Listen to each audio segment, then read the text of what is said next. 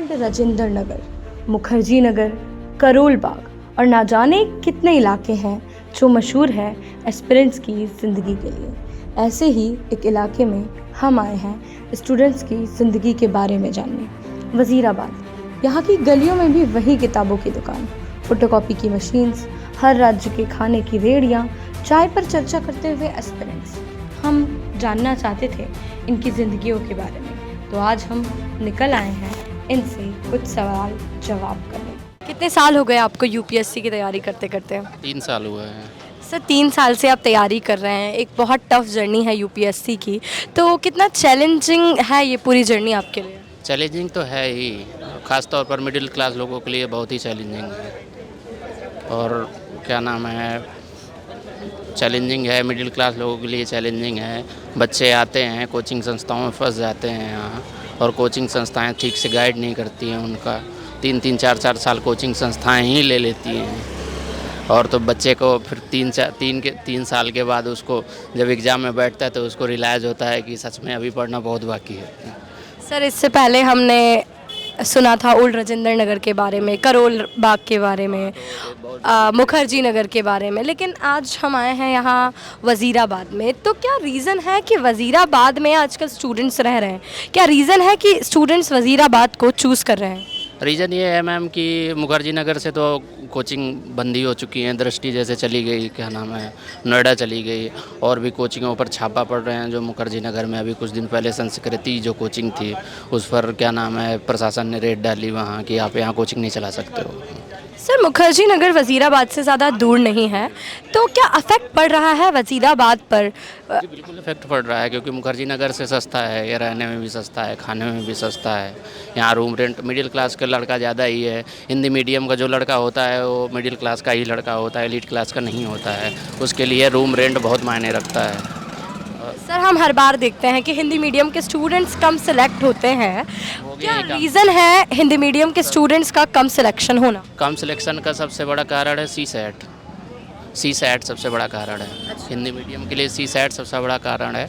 पिछले बार 2023 का जैसा सी सैट बनाया था यूपीएससी ने, तो वो तो मतलब बाहर करने ही वाला जैसा था, मतलब नॉन टेक्निकल बैकग्राउंड के लड़कों को बाहर करने वाला ही था वो एग्ज़ाम।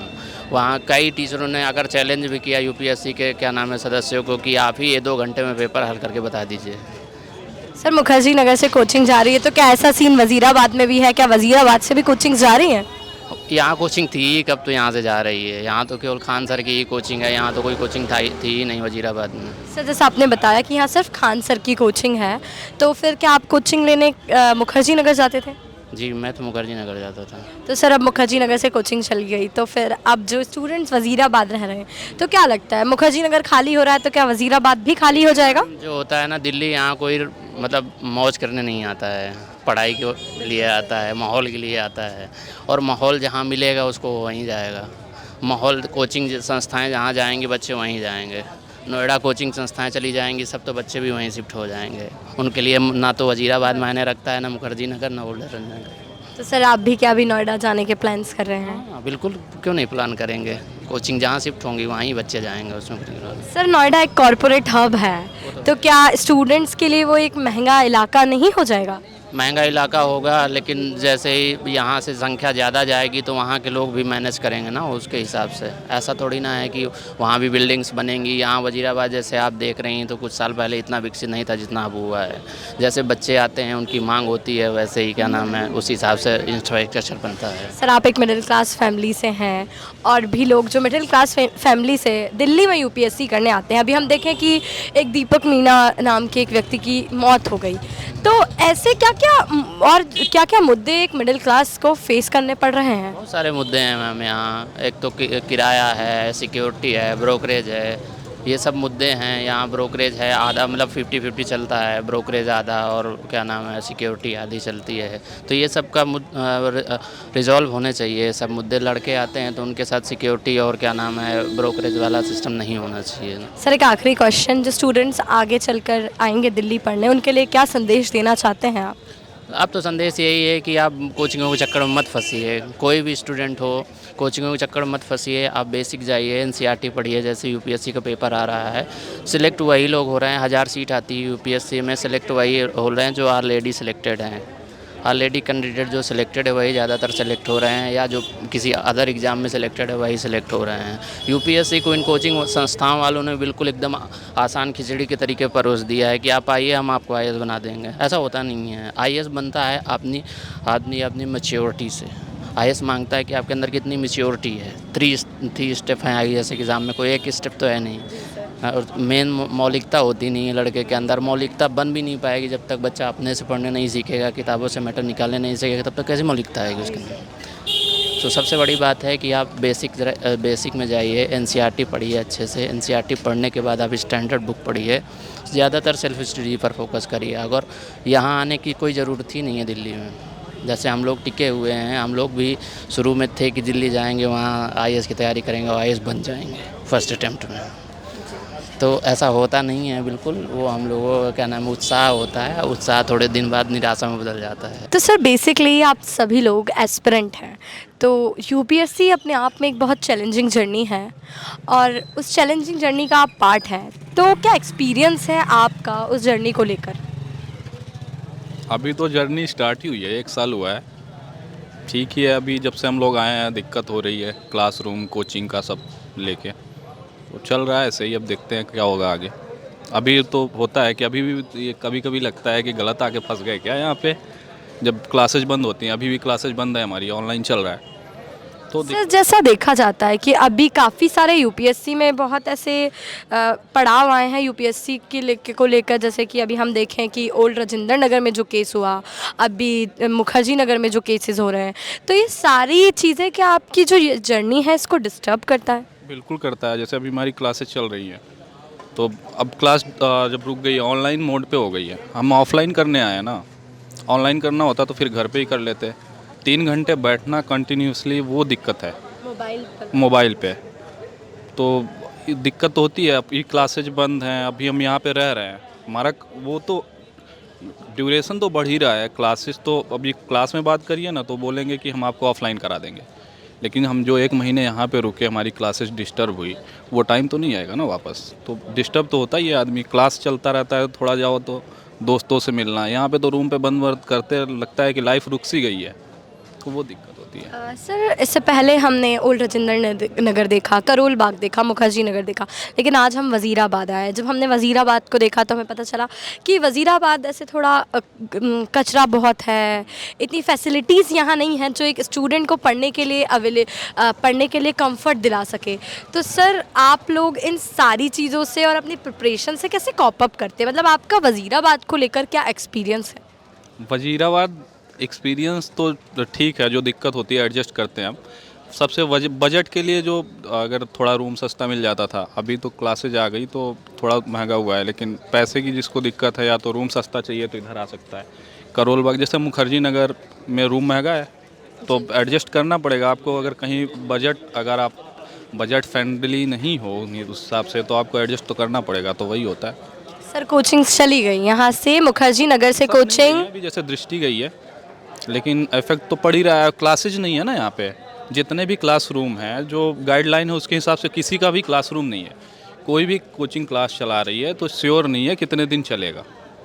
हमारी क्लासेज चल रही थी, 5-6 दिन हुआ, क्लास भी सीज हो गई है। अब दिवाली तक का टाइम लिए हैं, अब देखते हैं कहाँ जाएंगी classes.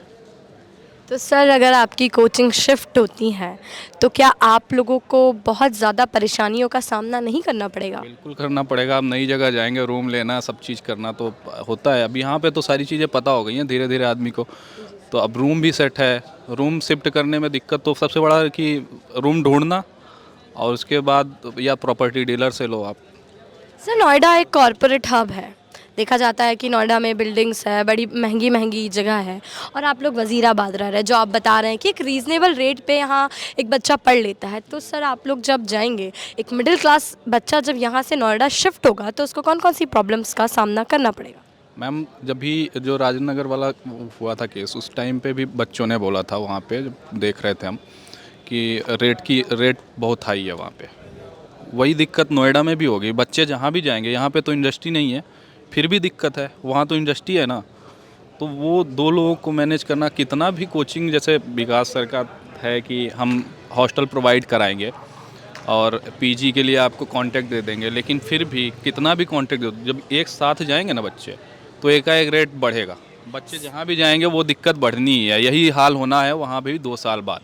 Sir to be very honest, हम लोगों ने नोएडा में कवर किया था, वहाँ अभी फ़िलहाल काफ़ी रीज़नेबल रेट में स्टूडेंट्स को कमरे मिल रहे हैं, फैसिलिटीज़ मिल रही। तो होपफुली मैं प्रे करती हूँ कि आप लोग अगर वहाँ शिफ्ट होते हैं तो आप लोगों को भी एक रीज़नेबल रेट में नोएडा में मिले और आप लोग अभी मिल रही हैं। जब बच्चे शिफ्ट होंगे ना एक साथ, अभी तो बहुत बच्चे, दृष्टि ने भी कंफर्म नहीं किया है, अभी करोल बाग उनकी क्लासेस चल रही हैं, दृष्टि उधर बच्चे गए ही नहीं अभी।